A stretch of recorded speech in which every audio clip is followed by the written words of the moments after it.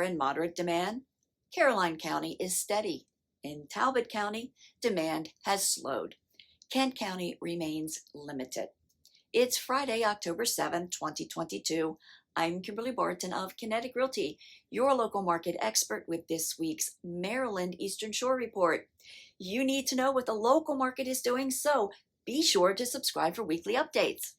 There are 1,232 homes for sale on the shore. Let's look at the inventory movement this past week. 80 properties are coming soon. 129 came to the market since the last week's report. 94 properties are temporarily off. 67 went under contract, fewer than last week. 70 properties went to pending, which is another drop this week.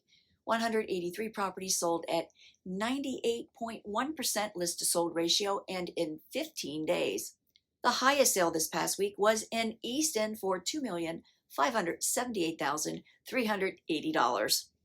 Rental inventory went up again this week to 74 homes for lease and a rise to $1,800 per month. These have been on the market for 16 median days. If you are considering a move, you should feel confident about buying or selling a home, so give me a call.